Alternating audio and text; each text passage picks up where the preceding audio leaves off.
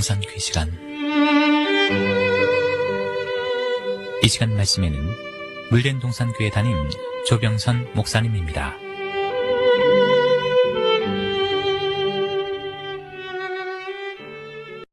할렐루야, 새해가 밝았습니다. 올 한 해 더 강건하여 주시고 하나님을 기쁘시게 하는 여러분과 제가 되기를 기원합니다. 오늘은 계시록 첫째 축복, 읽는 자 세 번째 시간입니다. 성경에서 제시하는 읽는 자란 단순히 책을 읽듯이 읽는 자가 아니라 비유, 비사, 상징을 해석할 수 있는 능력을 의미합니다. 그런 의미에서 세 번째, 요셉과 다니엘은 성경에서 제시하는 읽는 자에 해당된 인물이었습니다. 이들은 하나님께서 장래 일어날 일을 꿈으로 주셨을 때 그 꿈을 해석해 주어서 의문을 파했던 사람들입니다.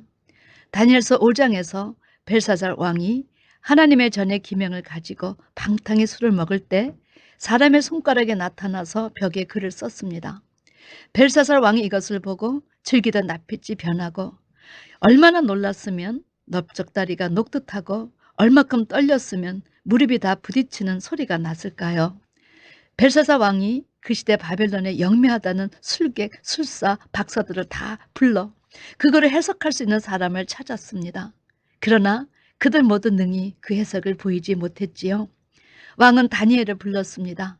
내가 내게 대하여 들은즉 너는 해석을 잘하고 의문을 파한다 하도다.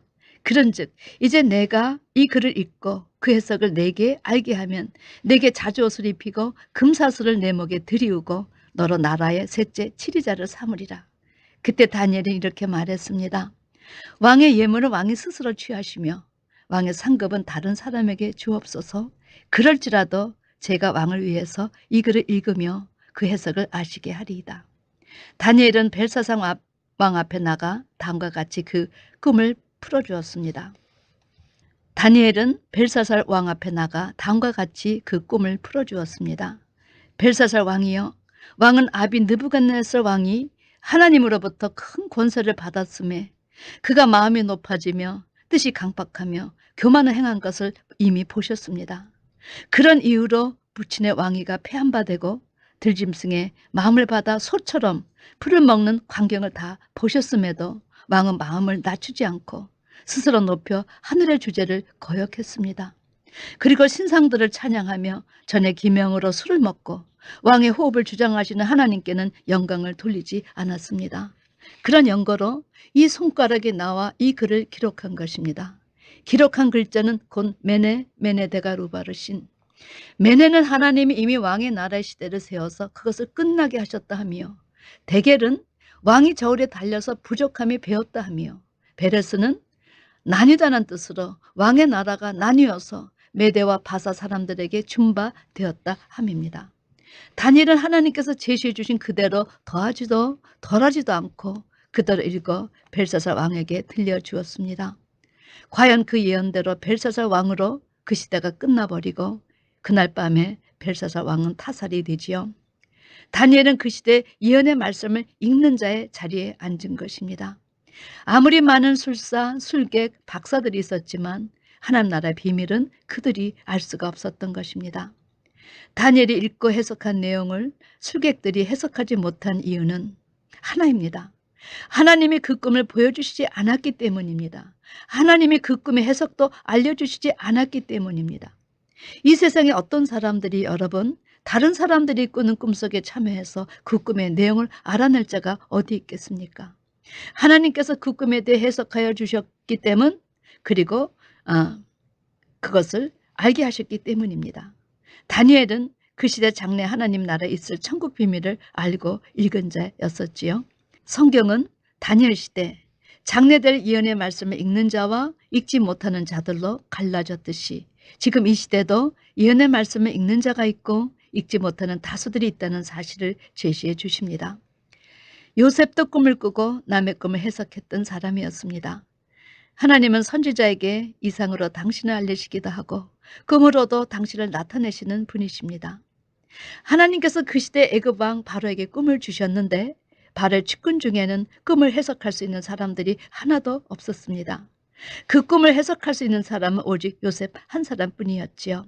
그는 그 시대 선지자였습니다. 하나님께서 요셉을 등극시키시기 위해 바로 옆에 요셉을 두셨고 지금 하나님의 계획 안에서 일이 추진되려 바로에게 꿈을 꾸게 하시고 그 꿈의 해석을 요셉에게 알려주신 것입니다. 창세기 41장 1절에서 8절 말씀. 그가 하숫가에 섰는데 보니 아름답고 살찐 7 암소가 하수에서 올라와 갈밭에서 뜯어먹고 그 뒤에 또 흉악하고 파리한 다른 7 암소가 하수에서 올라와 그 소와 함께 하숫가에 섰습니다. 그런데 그 흉악하고 파리한 소가 그 아름답고 살찐 7 소를 잡아먹어 버렸습니다. 바로가 곧 깨었다가 다시 잠이 들어 꿈을 꾸니 이번에는 한 줄기에 무성하고 충실한 7 이삭이 나오고 그 후에 또 세약하고 동풍에 마른 7 이삭이 나오더니 그 세약한 7 이삭이 무성하고 충실한 7 이삭을 삼킨지라. 바로가 깬즉 꿈이었습니다. 아침에 그 마음이 번민하여 보내어 애굽의 술객 박사를 모두 불러서 그들에게 그 꿈을 고하였으나 아무도 그것을 해석하는 자가 없었지요. 요셉은 이 꿈에 대해서 이렇게 말했습니다. 하나님께서 당신이 하실 일을 미리 보여주신 것입니다. 7 좋은 암소와 7 좋은 이삭의 의미는 한 의미로 7회 풍년이란 뜻입니다. 그 후에 올라온 파리하고 흉악한 7 소와 동풍에 말라 속이 빈 7 이삭도 7회를 뜻하는데 이것은 7년 흉년을 의미한 것입니다. 이제 온 애굽 땅에 7년 큰 풍년이 있고 그 후에 7년 흉년이 있을 것입니다. 그리고 이 7년 흉년은 그동안 있었던 그 7년 풍년을 다 잊어버리게 할 만큼 이 땅을 멸망하게 하는 흉년이 될 것입니다. 왕께서 이런 꿈을 겹쳐서 꾼 것은 하나님의 일을 이미 정하셨고 속히 행할 것이기 때문입니다. 그러니 7회 풍년의 관리를 두어 애굽 땅의 5분의 1 곡물을 거두어서 각 성의 창고에 들여 7회 흉년에 예배하시면 땅이 이 흉년을 인하여 멸망치 않겠습니다. 여러분, 사실 이 꿈은 계시록 11장 하나님께서 전 3년 반은 두중인 시대, 후 3년 반은 짐승의 시대를 제시하신 모략의 꿈입니다. 두중인 시대에 양식을 준비한 자들은 살고 그렇지 못한 자들은 죽을 것에 대한 경고의 꿈이었다는 것입니다. 바로가 요셉에게 이 꿈을 풀어달라고 했을 때 요셉의 대답은 꿈을 해석하는 것이 제가 아니라 해석은 하나님께 있지 아니하나이까?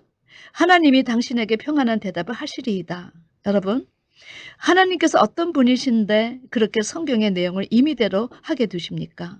하나님은 그 시대 종교 지도자들 다수에게조차 천국의 비밀 아는 것을 허락하시지 않을 정도로 하나님의 나라를 거룩하게 어떤 더러운 누룩이 틈타지 않도록 경계하시는 분이십니다.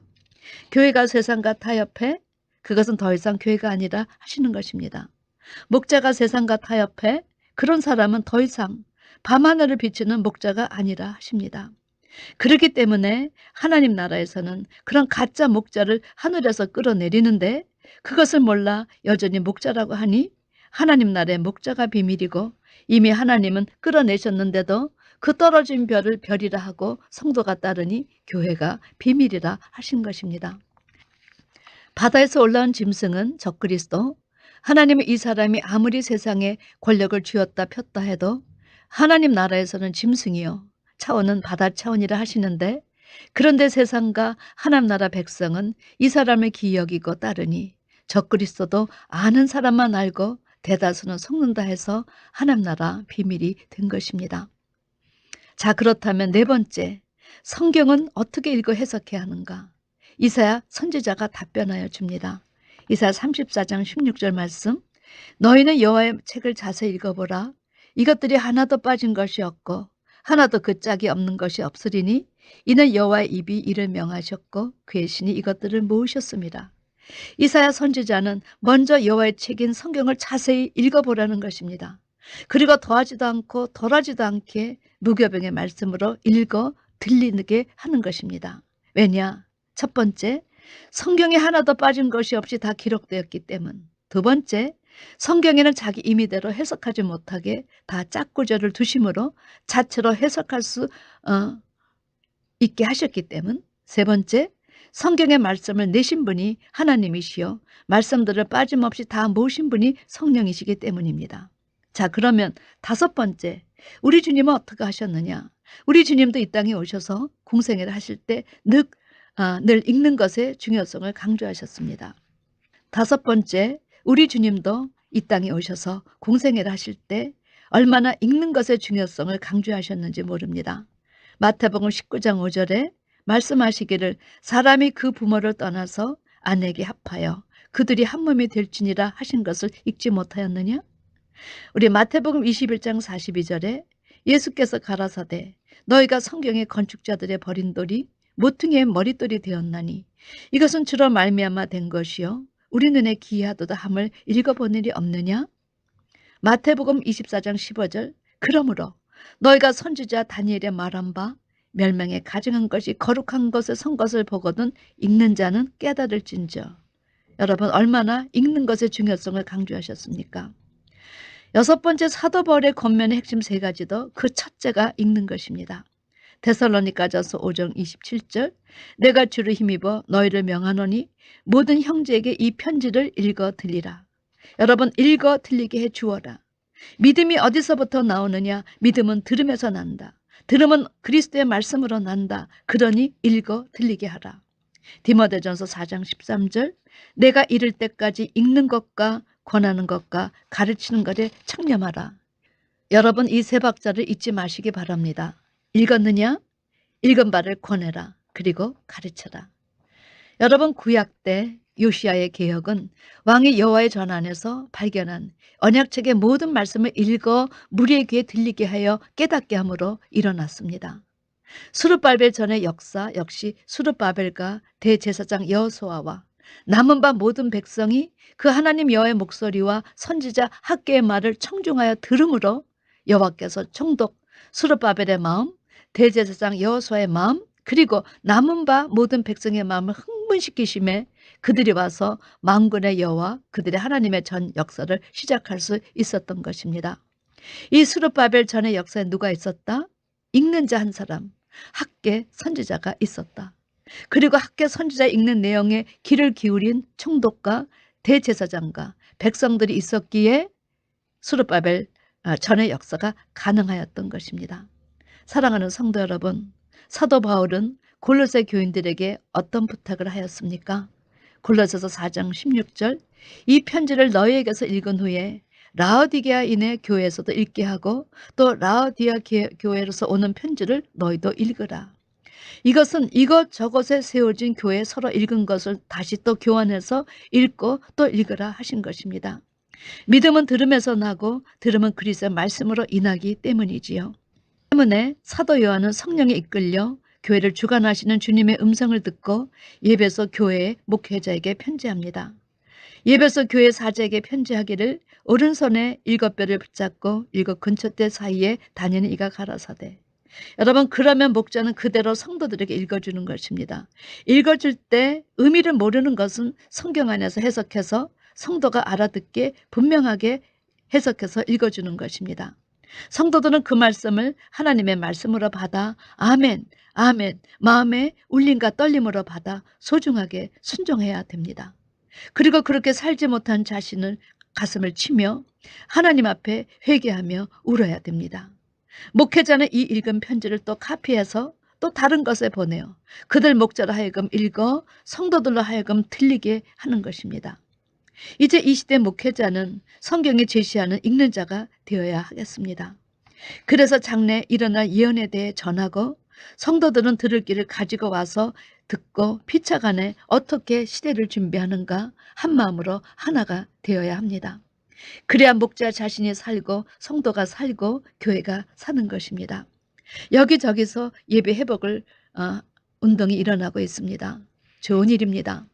예배 회복 운동이 일어난다는 것은 목회자들이 말씀에 더함 없이 감함 없이 그대로 예언의 말씀을 읽는 자가 되라는 이야기요.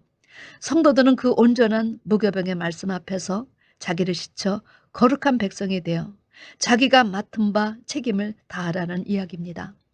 그래서 마지막 종말의 때에 이 계시록을 읽을 수 있는 주의 종을 만나는 것은 성도의 복이요 교회의 복이라 합니다. 마치 애굽 왕이 요셉을 만나 모든 사람들을 기근에서 해방시키고 야곱과 그 형제가 요셉을 통해서 기근에서 살아남을 수 있게 한 것처럼 계시록의 상징의 뜻을 해석해서 읽을 수 있는 주의 종 한 사람이 있을 때 듣는 자들이 생기고 그 가운데 지키는 자들을 통해서 하나님께서 영광을 받으시는 것입니다.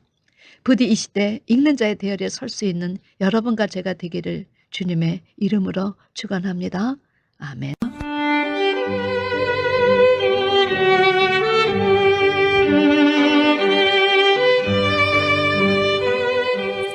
지금까지 말씀에 물된 동산교회 담임 조병선 목사님이었습니다.